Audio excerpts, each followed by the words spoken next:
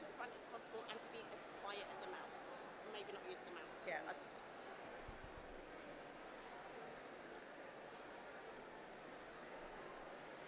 Good evening, everybody. Can you hear me? No, not yet. Don't worry. Can we get a bit more? Oh, it's coming on. Can anybody hear me? Oh, yeah. It's not working. No.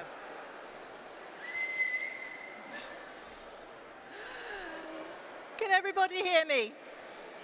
No, not yet. We'll try and get a little bit more sound. Oh, it's coming through. There we go. Slowly but surely. Now, can you hear me at the back? Can't even see the back. So many people. I can see it. I can see hand signals. Okay, can we have a bit more sound?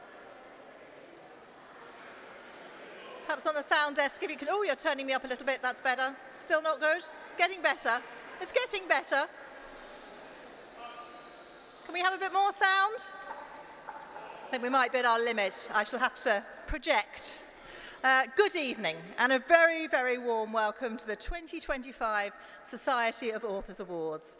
To those of you here this evening in Southwark Cathedral, and for those of you who are joining us online. Please, could I have your attention for the start of our evening, a performance by SoA board member, writer, composer, librettist and singer Helen Epega, who will be performing a song from her production Song Queen, a Pigeon Officer. Oh, sorry, opera even. Just need everybody to be really quiet now.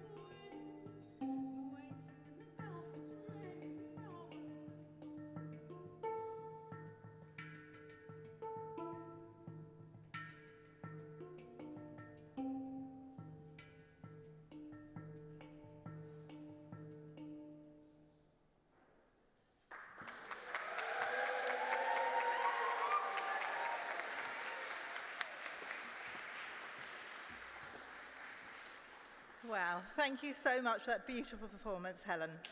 We're starting in a different way this evening. And what a fabulous start to the evening. My name is Vanessa Fox O'Loughlin. Some of you may know me as crime writer Sam Blake, and I'm also honoured to be the chair of the board of the Society of Authors. As many of you know, the SoA was founded in 1884 and since then has boasted many luminaries of literature amongst its members. As an organisation, it has gone from strength to strength and now has a membership of over 12,500 authors, illustrators, scriptwriters and translators. And this has been a very busy year for us so far. one in which most recently we launched the Author Care Toolkit, an essential guide calling for transparency, support and inclusivity in the publishing industry at every level. Our biggest campaign this year, though, has been the battle for recognition and remuneration for creators' copyright. And I want to take this opportunity to thank all of you for supporting us in that fight. We stand stronger together. And while we continue to represent authors' professional interests to fight for better terms, we're absolutely delighted to be able to welcome you here this evening for the SoA Awards, a high note of our year, and an opportunity to recognise the incredible talent and creativity in this country. Your hosts for this evening are Helen Epega, whom we've just heard from, and Joseph Coelho. But first, let me introduce the Dean of Southwark Cathedral, the Very Reverend Dr. Mark Oakley. Dr. Oakley has been the Dean of Southwark since 2023 and shares our love of literature, having written 8 books on poetry, literature and theology. Though sadly not able to attend this evening, he sent us the following message. Hello and a very warm welcome to Southwark Cathedral this evening. I loved being with you last year, and as I said then, I really can't think of a group of people I would prefer to welcome here to the cathedral than a group of authors. Those people who take language seriously, those who are interested in resonance, not just relevance. You'll remember in the early chapters of David Copperfield that David makes his way to the room right at the top of the house to read, he says, as if for life. To read as if for life. At a time when many are shooting from the lip, behaving as if they want to close down the soul of the world, we need, it seems to me, instead to be reading as if for life. We need reading to unlock the gymnasium for underused imaginations. We need reading for a more substantial human empathy. We need reading for a deeper, more comprehensive, more generous celebration of honest complexity rather than the dishonest simplicity that is in popularist and political vogue at the moment. As I said last year, when so many are working to be examples of power, we really need instead the power of example. And authors and poets and journalists and translators are able to provide this right now when we need it so urgently. I'm so sorry I can't be with you this evening due to a long-standing commitment. I'll be there next year if you'll let me. But in the meantime, please know that I will do whatever I can to uphold your work, committing ourselves afresh to reading as if for life. Have a great evening.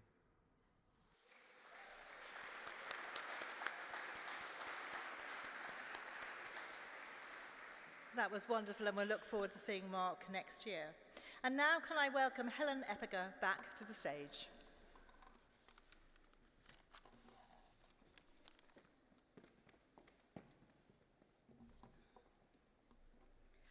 Good evening, and thank you to Vanessa and the Very Reverend Dr. Mark Oakley for those introductions.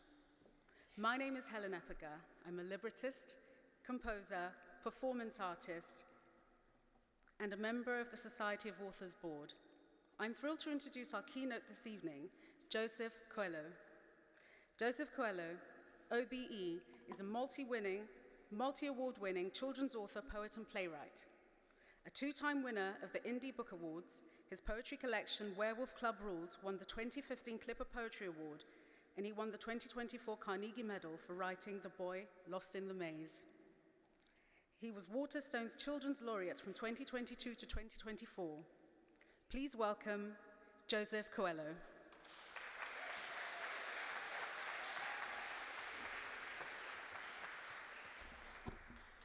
Thank you. Are we all okay? Excellent. It's such an honor to join you here at the beautiful Southwark Cathedral as we come together in celebration of words. Words written by humans and not by AI.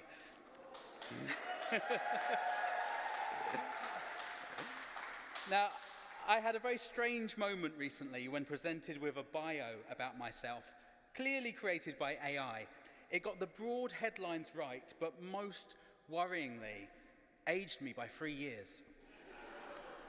Now, there is no denying the existential and very concrete threat of AI.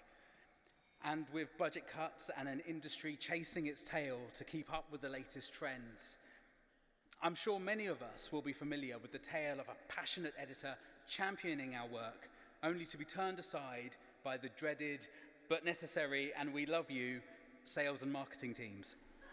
Now, it can be tough out there, but what I always try to remember is how wonderful it is to realize yourself as a writer, how lucky we are to have found the courage to write. That courage is not dependent on six-figure book deals or bestseller stats. That courage requires only that we pick up a pen and a pad or tap words into the note apps on our phones or sit with friends and family to share a story.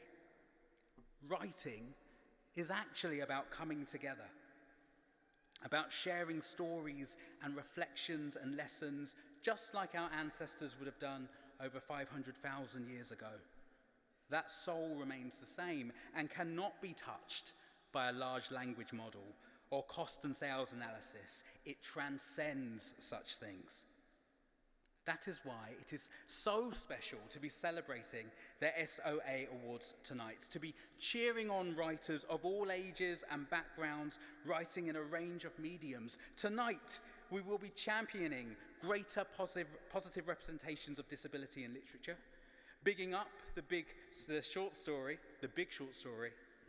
bearing a torch for poetry, dancing a jig for outstanding children's illustrated books, blowing the horn for works about travelling abroad, and allowing opportunities for writers to explore the world.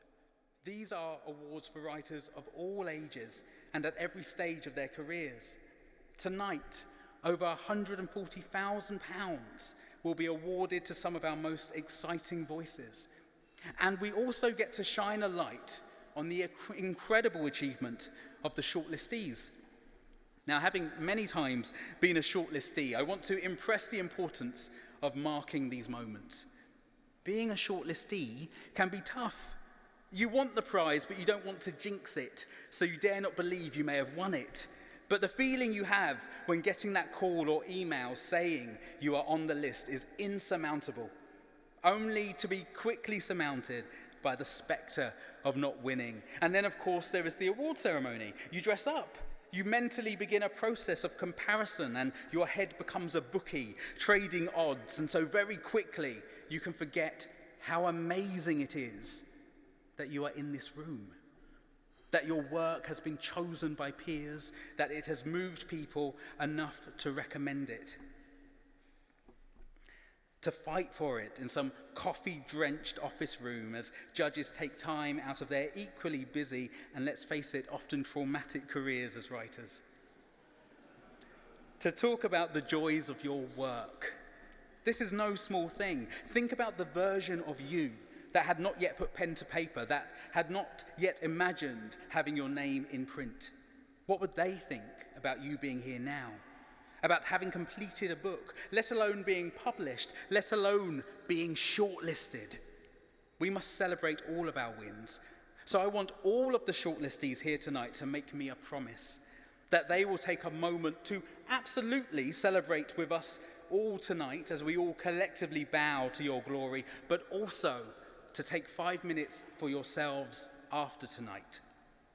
5 minutes alone to remember that writer that had no idea that they would be in this cathedral. To take a quiet moment to award yourself with a raised glass or a donut in your favorite coffee shop or a walk in nature. Promise that you'll take that time to acknowledge this marvelous moment. Marking every step forward is important for all writers because writing by its very nature involves a healthy slap of rejection. When I started out on my own writing journey, I hoped that one day I would make it, and then once I'd made it, I assumed my work would be in all bookshops. And I would have arrived, and never again would a rejection letter cross my threshold. Little did I know that rejection is a constant. I have ideas for books rejected annually. And when they are accepted for publication, then there is the onslaught of reviews and prizes and opinions and blogs.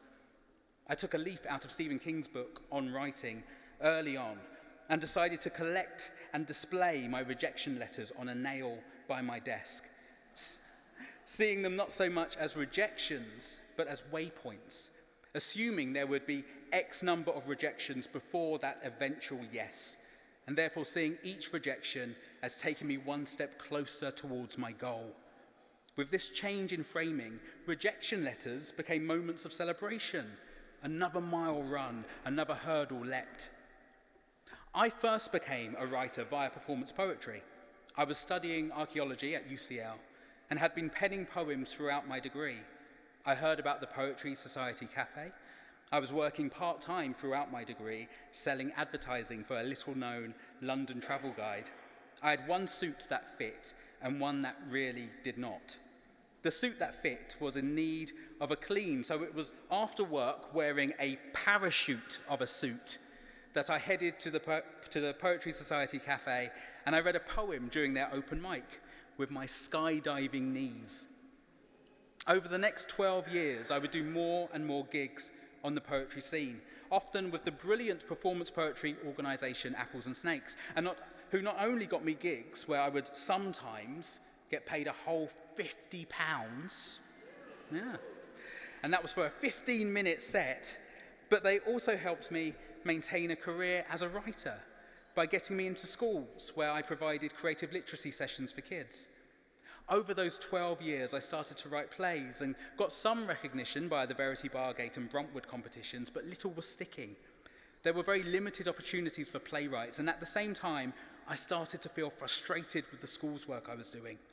I worried it was depleting my stock of creativity, worried it was taking from my writing tank and giving nothing back.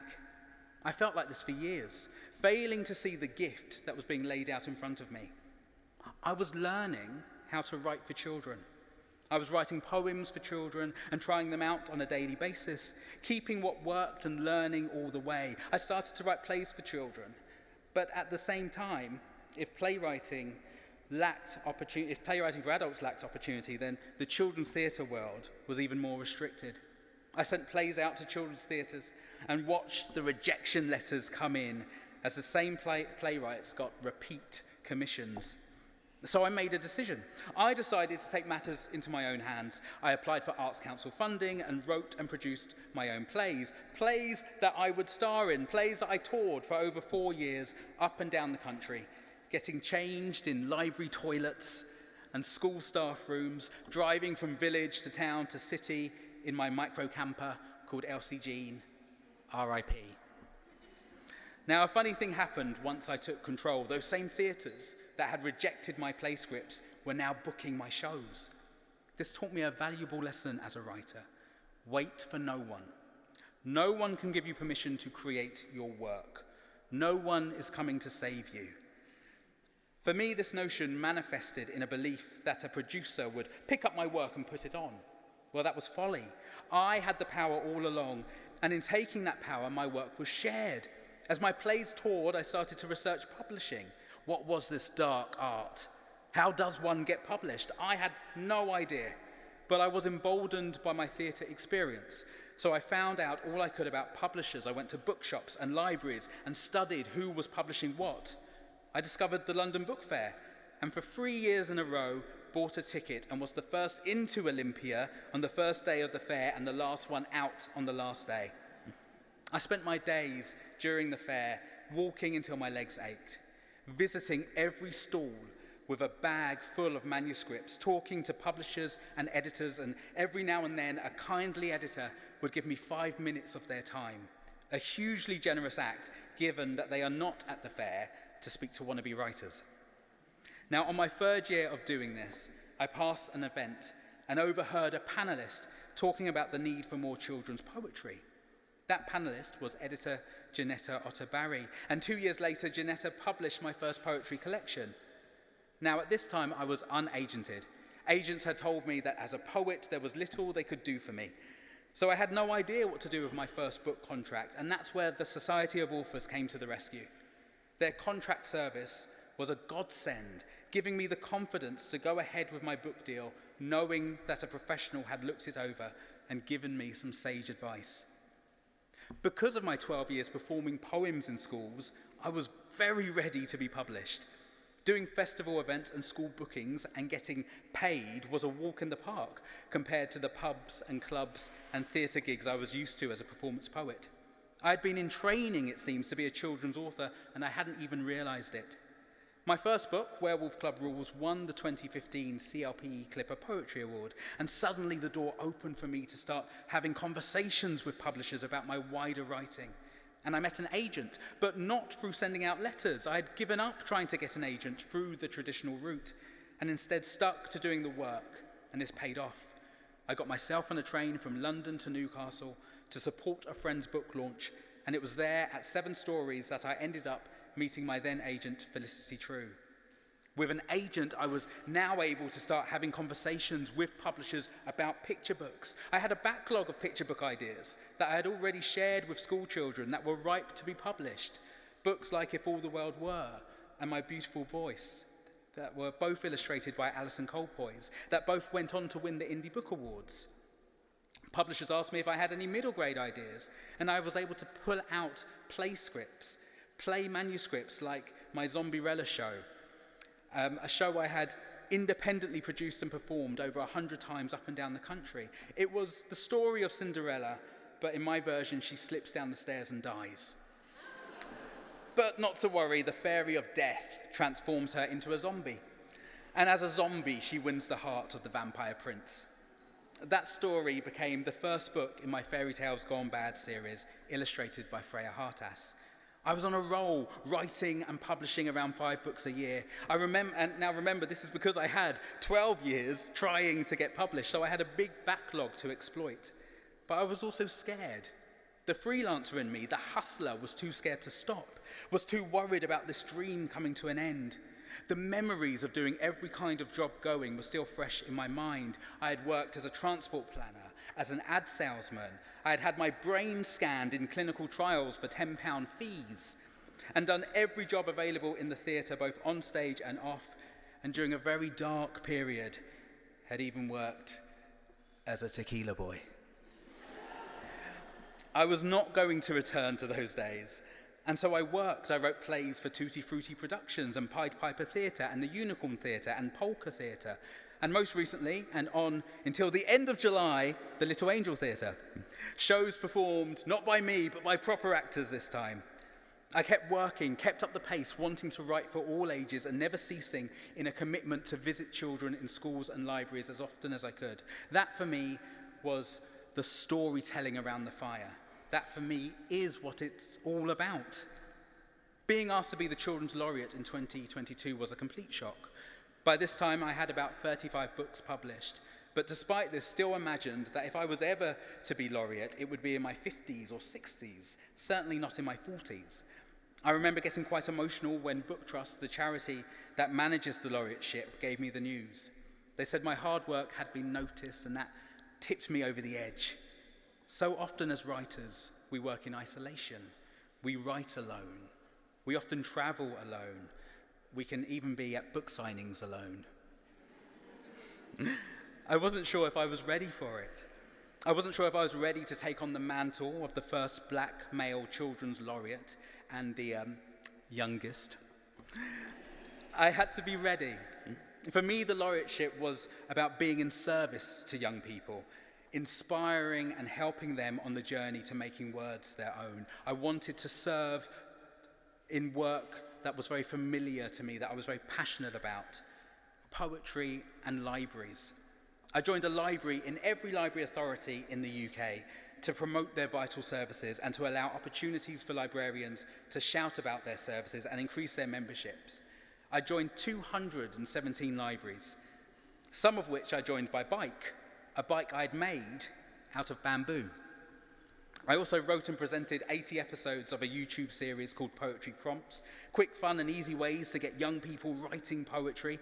It struck me that a side effect of getting kids writing is that you create readers who know that books are for them, that their words and their worlds are just as valid and worthy of being inked as the stories we invite them to read. So often we tell children what to read without ever inviting them into the world of words. I wanted to give them that feeling that we have all experienced here, that feeling that books are for you, that books include you. And to that end, I also chaired a series of live events called Bookmaker Like You, to give children a chance to see bookmakers of all backgrounds in the hope that every child can get to see a bookmaker that looks like them. By the end of the laureateship, I was knackered, and so was very unprepared when awarded the Carnegie Medal for writing for my YA verse novel, The Boy Lost in the Maze, a story that examines toxic masculinity through a twisting tale of the lives of 3 teen boys and their relationships with their fathers. Theo, a teen Londoner, Theseus, a well-known teen from ancient Greece, and the Minotaur, an unloved monster. I never imagined I would be here in this room with you now, being able to claim this space as a writer, but I am here because of the rejections and frustrations. I can trace a thread that leads directly from me being an unpublished performance poet, hoping to get 50 quid for a 15-minute set, to being here with you now. A path where I learned to write from passion, to choose myself first and not to wait to be chosen.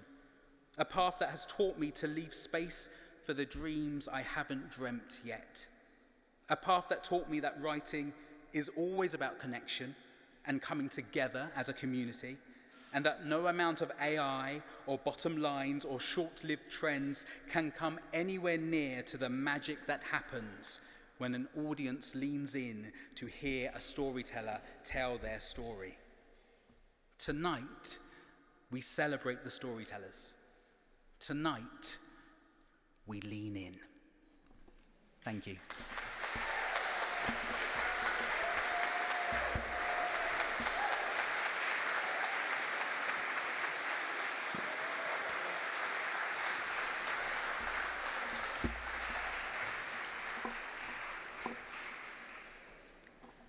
Thank you to Joseph for that wonderful keynote. Now to the business of the evening. As I read your names out, we'd like to invite each runner-up and winner onto the stage to receive a certificate and to have their photo taken with Joseph. If you're among the award recipients, please do try and position yourself towards the front of the crowd. And when you leave the stage, please don't run away. Please don't. But stay close by, as at the end of the presentation, we'll invite you back up for a group photo. We'll be celebrating over 30 winners and runners-up this evening, which, while wonderful, means, unfortunately, we don't have enough time for individual speeches. Please do share your success on social media, though, using the hashtag SoA Awards. Everyone else, please be generous with your applause and whoops and whistles. These awards represent huge achievement to everyone involved. Let's give it a little practice. Once more, as if your drinks are on the house.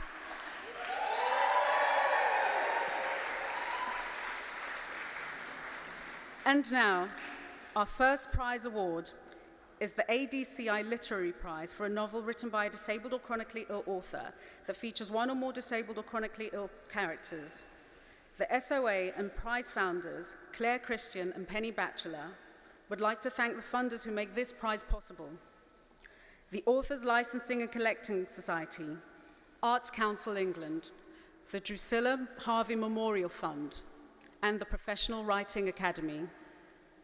This prize was judged by a brilliant panel of authors: Pragya Agrawal, Penny Batchelor, James Catchpole, Rachel Charlton Daly, Linda Corbett, Selena Mills, Okechukwu Ngzelu, and our thanks go to all of them for reading and all the thinking that has happened over the last year. Judge Pragya Agrawal said we read a broad range of books this year that shine a light on various kinds of disabilities, both visible and invisible, without stereotyping or sensationalizing. This shortlist captures many different aspects of society and broadly different genres, but each of them is marked by beautiful writing, precise prose, get a word out there, precise prose, and characters that will stay with the reader for a very long time. The judges found the shortlist so strong that they selected 2 runners-up alongside their winner. The first of these runners-up is Victoria Hawthorne for The Darkest Night. Sadly, Victoria cannot be with us this evening, but we send our congratulations through the live stream. Please welcome to the stage runner-up Tom Newlands for Only Here, Only Now.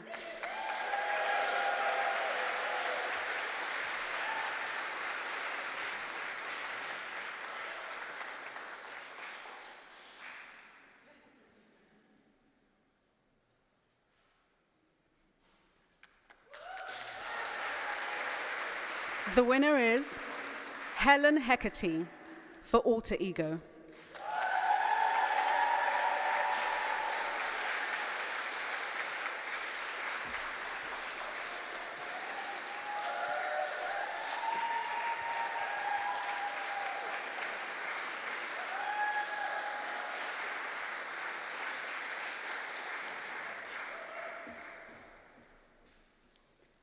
The Gordon Bowker Volcano Prize, now in its 4th year, is generously endowed by Ramday Bowker and Gordon Bowker, Malcolm Lowry's biographer, and is awarded to books that celebrate the experience of traveling away from home. Thank you to this year's wonderful judges, Elizabeth Jane Burnett, Derek Owusu, and Jeannie Reddy, who selected a shortlist that, in Derek's words, exemplify what it means to travel beyond the pages of fiction. Each book is evocative and compelling, using emotion to guide the reader on the journey through life, different cultures, and the changing meaning of what it means to feel connected to a place. The runner-up is Joe Hamia for The Hypocrite.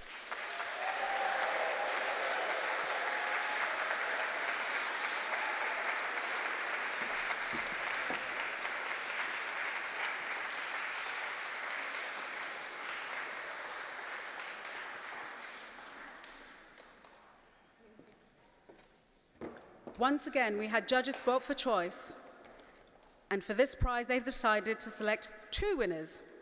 The first is Hisham Matar for My Friends. Sadly, Hisham cannot be with us this evening, but we send our congratulations. This is shared with joint winner Elif Shafak for There Are Rivers in the Sky.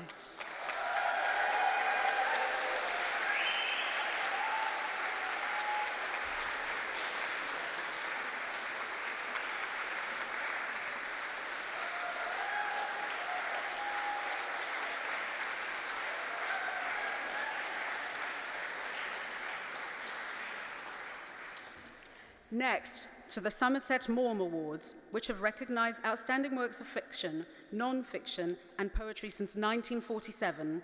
Judge Ellen Wells described the winner as a very diverse and dynamic list, and a new generation of writers buzzing with ideas and hungry to share them. She and fellow judges Akeem Balogun and Sandeep Parmar selected 4 winners to celebrate here tonight. For the second time this evening, Joe Hamia for The Hypocrite.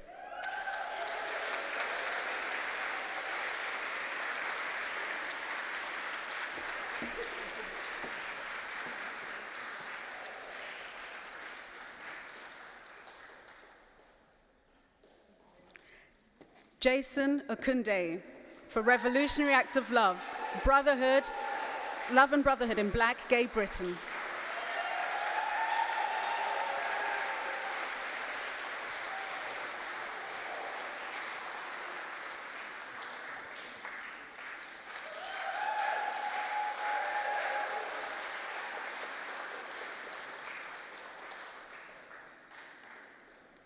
And last but not least, Charlotte Shevchenko-Knight for Food for the Dead. Thanks to Shani Lewis.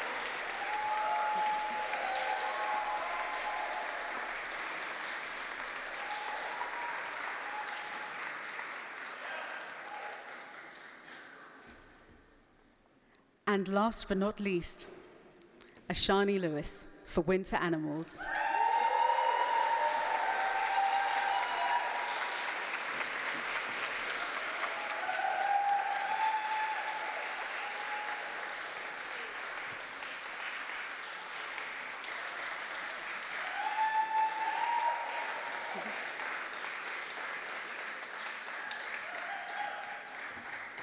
The traveling scholarships offer funds for authors to travel and experience the world, not in recognition for an individual piece of work, but rather for the potential shown by an author and also where the scholarship might take them.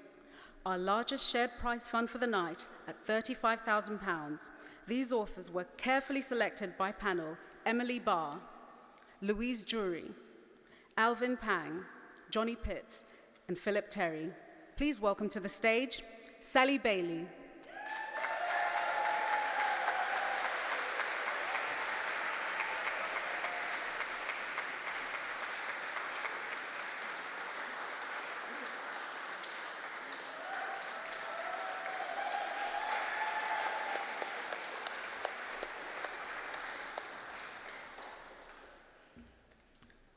Jasbinder Blan.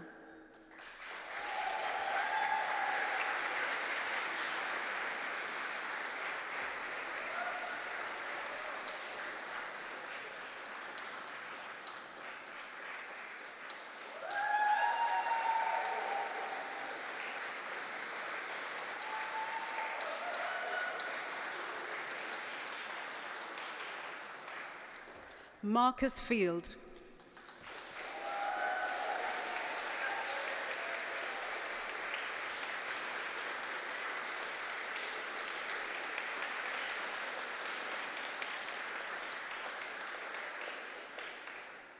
Adrian Fisher and Luna Montenegro of Montenegro Fisher.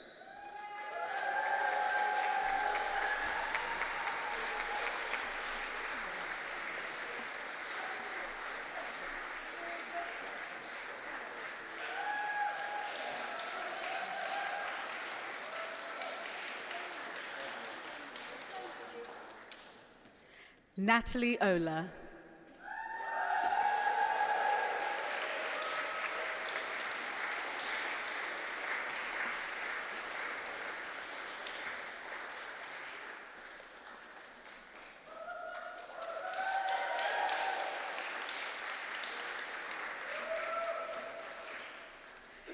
The ALCS Tom Gallen Trust Award is for a short story of up to 5,000 words and receives hundreds of entries every year, expertly judged this year by Andre Bagu, Louise Brealey, Yen Ji, and Peter Hobbs. The shortlist judge, Andre, said, "These share a flair for language alongside a willingness to take risks. Each is built along the kernel of the sentence, but achieves a cohesiveness that yields deep emotion, often in service of profound ideas. Incantory, spellbinding, and resonant. They linger on the mind." We are delighted to announce this year's runner-up, Hamish Gray, for But the Fire Will Spit Again.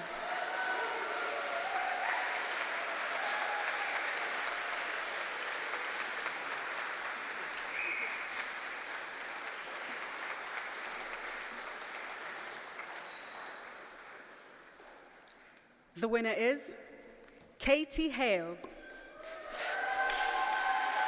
for the amazingly titled Raise or How to Break Free of the Ground, or the Lakeland Dialect for Slippery Slope, and to form it in the mouth requires an act of falling.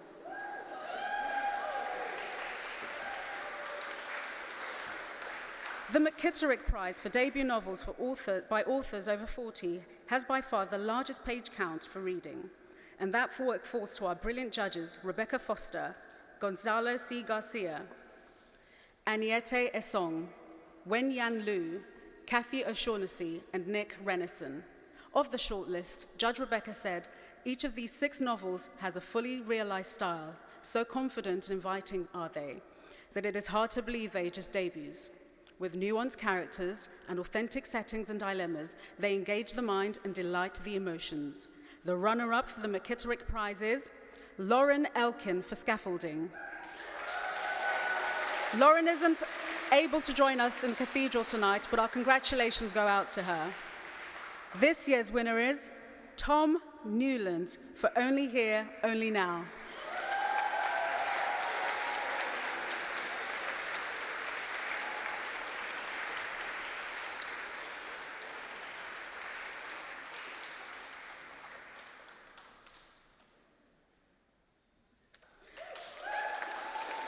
Excellent whoops and cheering, by the way. To our Children's Prize now, and the Queen's Knickers Award. I have to pause just to say that's one of the reasons I joined the SoA, so I could say the Queen's Knickers Award. Result, which is generously funded by Nicholas Allen, for books that strike a quirky new note and grab the attention of a child, whether this be in the form of curiosity, amusement, horror, or excitement. This year's list encompassing the full range of those emotions. Judges Dakpo Adeola, Davina Hamilton, and Sufia had their work cut out selecting this fantastic shortlist, and Judge Davina noted, while judging so many brilliant books was challenging, the experience served as a reminder that there is likely a short story out there for every child to connect with, if they are encouraged to embrace the joy of reading. The 2025 runners-up are Swapna Haddo and Yiting Lee for Little Dinosaurs, Big Feelings. Author Swapna cannot be with us this evening, but we are thrilled to welcome illustrator Yiting to the stage.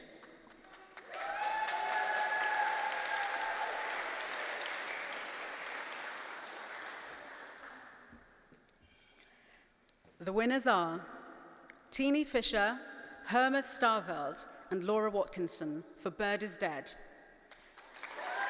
Sadly, they could not join us tonight, but congratulations go out to all of them.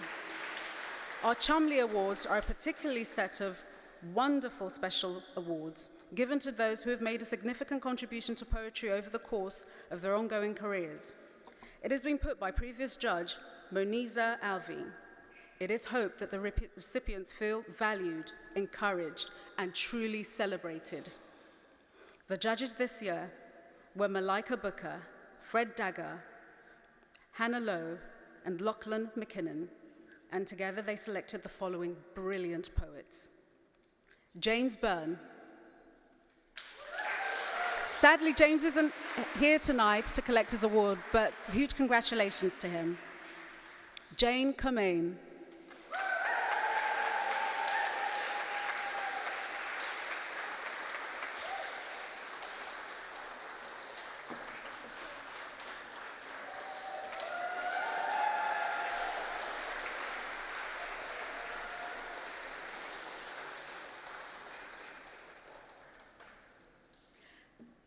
Anna Freud.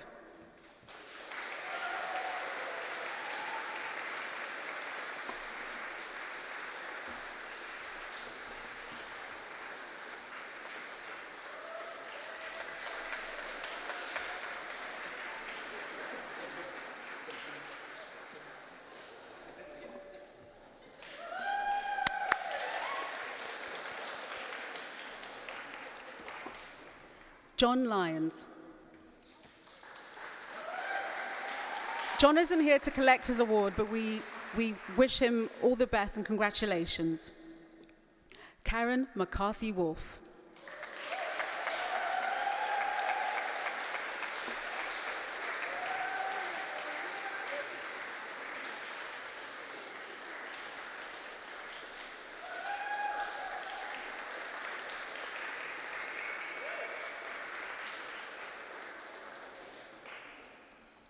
Our Eric Gregory Awards are according to their founder for the encouragement of young poets, and I hope our winners feel duly encouraged by joining this list that includes Jackie Kay, Andrew Motion, and Seamus Heaney. Our thanks go out to the illustrious judging panel, Caroline Byrne, Jasmine Gardosi, Harry Josephine Giles, Roy McFarlane, Rosie Miles, and Eric Ngale Charles for the hard work of selecting these winning poets. Tom Bailey for Please Do Not Touch or Feed the Horses.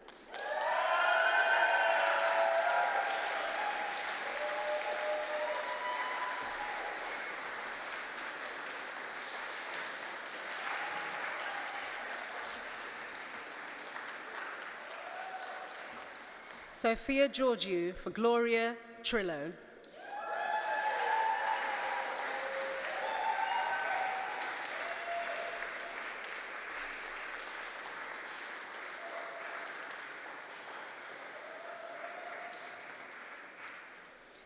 Casey Hill for Sonic Inheritance.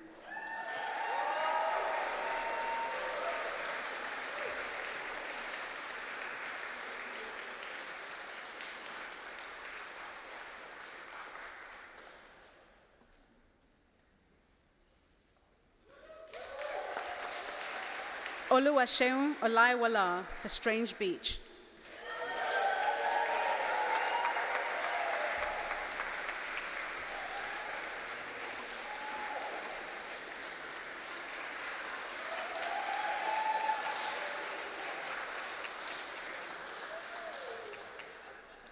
Katie O'Prey for Apricot.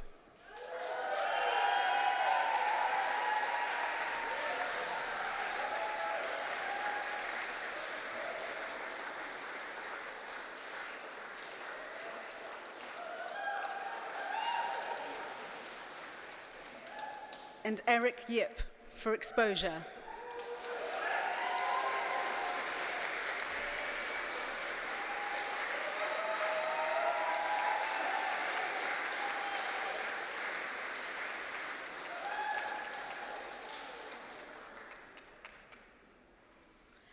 The Betty Trask Prize for a debut novel by a writer under 35 enjoys the largest individual award of this evening, with £10,000 going to the winner.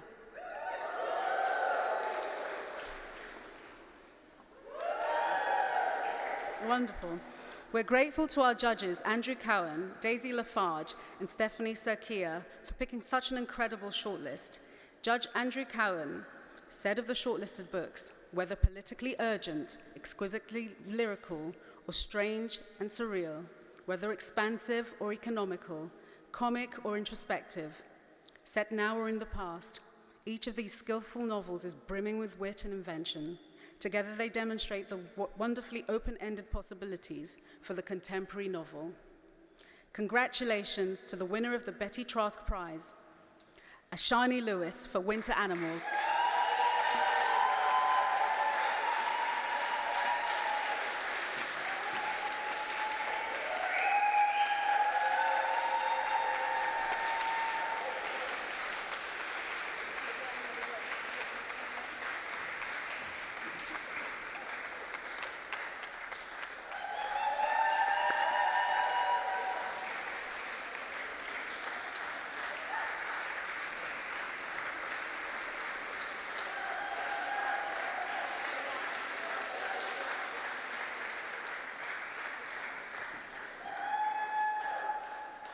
Our congratulations go to all the winners, runners-up, and shortlistees for all our prizes and awards.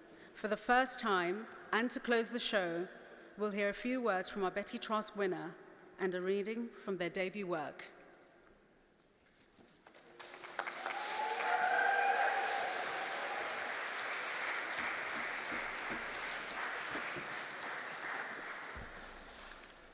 Hi. I'm so grateful to be here and to have won both of these prizes. Thank you to my family, my editors Amy Baxter and Hannah Chukwu, my agent Matthew Marland, and to all the judges. I'm also so excited to read the books of the other winners and shortlisted writers as soon as I can. I've loved Somerset Maugham's novels for ages. There's a red-bound collection of Maugham's short stories, which was in my grandparents' house for as long as I can remember, just part of the furniture, and at the beginning of this year, it became one of the only things that I have of my grandfather's or from that house, so it felt like a kind of blessed coincidence to be one of the winners of the Somerset Maugham Prize. I'm yet to read Betty Trask's novels, which were already out of print by the time she made her behest to the Society of Authors, a donation which has changed the lives of many writers and will literally fund my work for another year. In La Señorita de Somerset, Mario Vargas Llosa describes her as someone consumed by reading and writing, an Edwardian anachronism in a time of hippies and punks. He describes the shock of her parish town upon discovering that this frugal, reclusive woman had made such a donation. Miss Trask, he writes, had no time to socialize with her neighbors. for all her minutes were taken up with impossible passions, with burning lips that touch the Ivorian fingers of young girls and make them open to love like roses. Her will, Vargas Llosa suggests, is a rebuke of reality in favor of the beautiful and important imaginary. I'm very grateful to her. I'm going to read a short extract from my novel, Winter Animals, about one of my favorite characters in the novel, who is also devoted to fantasy, romance, and impossible passions in the place of the everyday. All you need to know about this passage is that this is a group of backcountry skiers who have been living very remotely from other people, but who've just arrived at a ski lodge restaurant at the top of a mountain, and that Soldanella is the name of a European mountain flower.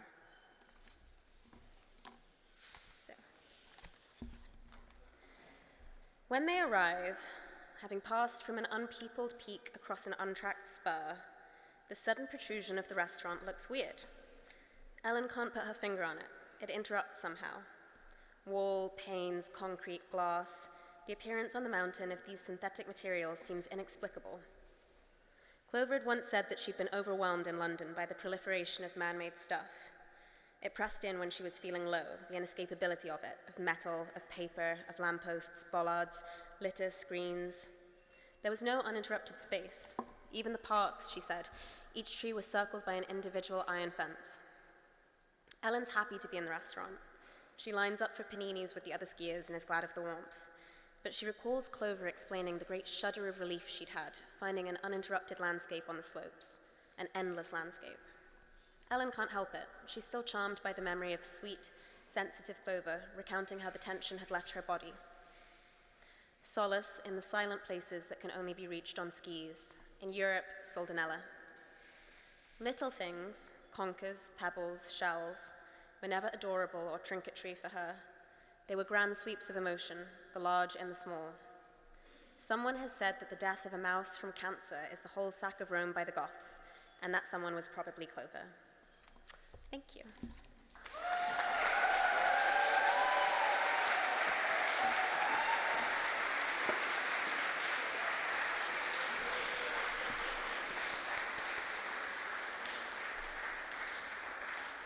Thank you for that wonderful reading, Ashani, and congratulations again. Thank you so much to Helen Epega, Joseph Coelho, and the very Reverend Dr. Mark Oakley and Southwark Cathedral for hosting us this evening. Thanks as well to our generous sponsors, our fantastic judges, and to the SoA staff, in particular the awards team, Lily Brenfish, Sophia A. Jackson, Robin Law, Teddy MacDonald, Anya Pullen, and Natalie Thorpe, who have all put huge work into the smooth running of this event and literally make this celebration possible.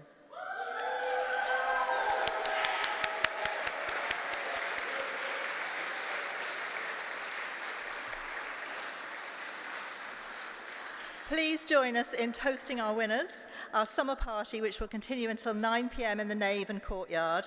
And we'd love you to share the highlights of your evening online with the hashtag SoA Awards.